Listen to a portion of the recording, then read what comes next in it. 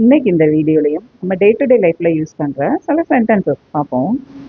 என் வாட்சில் cell போயிடுச்சு, இல்லை battery போயிடுச்சு அப்படின்னு சொல்லணும்.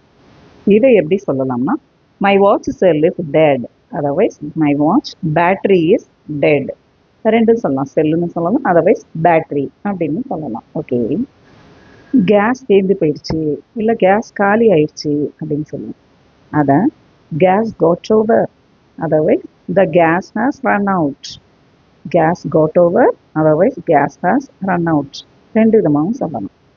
வீட்டில் கரண்ட் போயிடுச்சு இல்லை கரண்ட் கட் ஆகிடுச்சு அப்படின்னு சொல்லுவோம். இதை எப்படி சொல்லலாம்னா, power went out, otherwise the electricity is gone. Power went out or the electricity is gone. ரெண்டு விதமாகவும் சொல்லலாம். இதுவும் நம்ம ஃப்ரீக்வெண்ட்டாக சொல்கிறது தான். என் மொபைலில் டேட்டா தீர்ந்து போயிடுச்சு, அதாவது நெட்வொர்க் காலி ஆகிடுச்சு அப்படின்னு சொல்லுவோமா. இதை my mobile data is over அப்படின்னு சொல்லலாம். இல்லைன்னா I have run out of mobile data அப்படின்னு சொல்லலாம். So both are correct.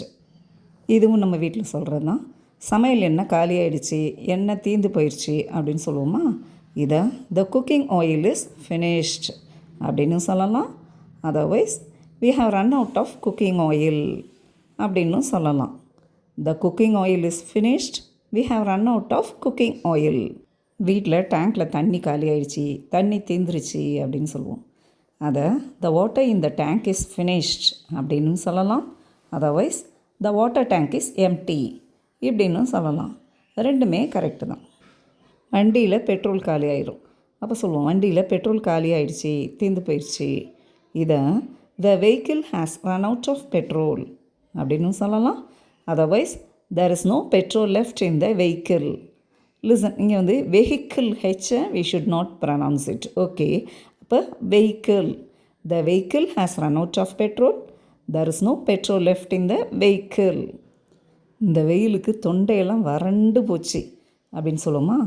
இதை இங்கிலீஷில் எப்படி சொல்லலாம்னா, my throat has cone try, otherwise my throat is try அப்படின்னு சொல்லலாம். ஓகே, இந்த டயலாக் இந்த சம்மர் சீசனில் நம்ம அடிக்கடி சொல்லுவோம்.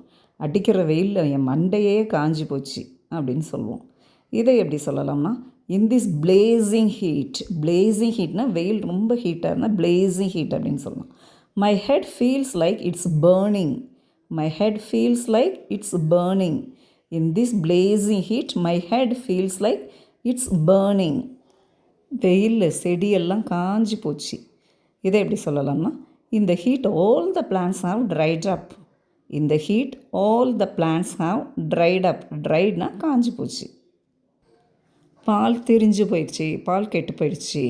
இதை எப்படி சொல்லலாம்னா, the milk has curdled. The milk has curdled. Okay wears, இந்த வீடியோவில் பார்த்த சென்டென்சஸ் எல்லாமே நம்ம டே டு டே லைஃப்பில் ப்ராக்டிஸ் பண்ணிக்கிட்டே இருந்தோம்னா we too can speak English confidently. Bye.